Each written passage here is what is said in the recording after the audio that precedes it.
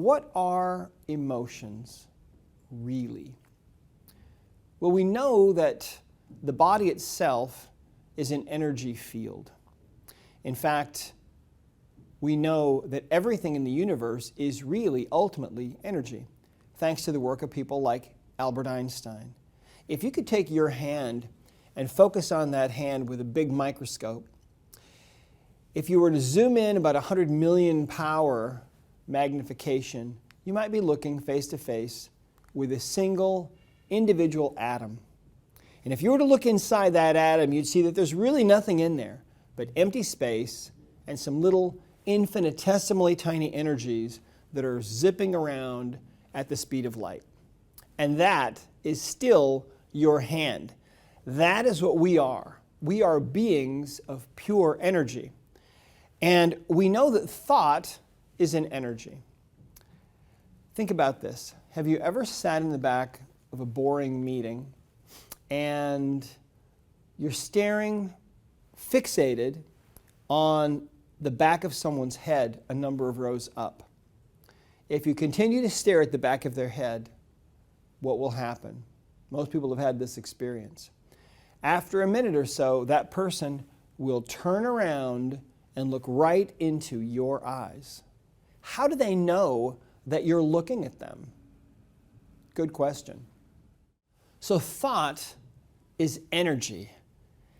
We like to think that the thoughts that we think stay inside of our heads, but I believe that those thoughts are energy and that they radiate out from us. And that's how sometimes you can tell what other people are thinking.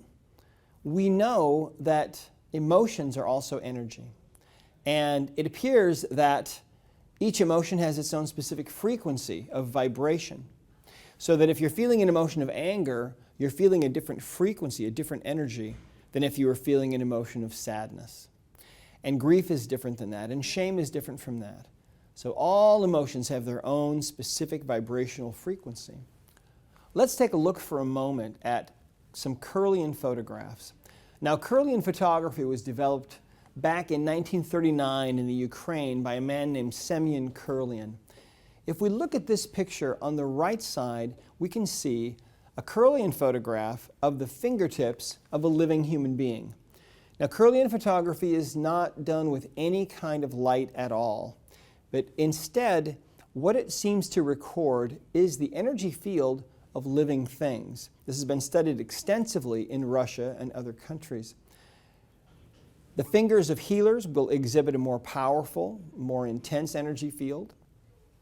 But my favorite Kirlian photograph of all is the one on the left, where scientists took a leaf from a tree. They cut the leaf in half, threw the top half of the leaf away, and made a Kirlian photograph of the remaining bottom half of the leaf. And yet, this Kirlian photograph shows the ghost image of the missing top half of that leaf. And if you look at this closely, it almost looks like lightning in there. You may have read stories about people who die, who leave their body, and suddenly they find themselves looking down on their body in the hospital room or at the site of their car accident. Very interesting. If you've ever been to a funeral and you look in the casket and you see the person lying there, it's obvious that something has gone out of them, something has changed. It's believed that people and animals lose a certain amount of weight at the moment of death. For human beings, they say it's 21 grams. For birds and other animals, it's lighter, much lighter, depending on the size of the animal. What's going on there? Why is that happening? Well, I believe that's because that inner essence, that intelligence that makes us who we are, leaves the body at that point, but it lives on. And it is in that energetic realm, in that energy body, where our emotional baggage actually resides.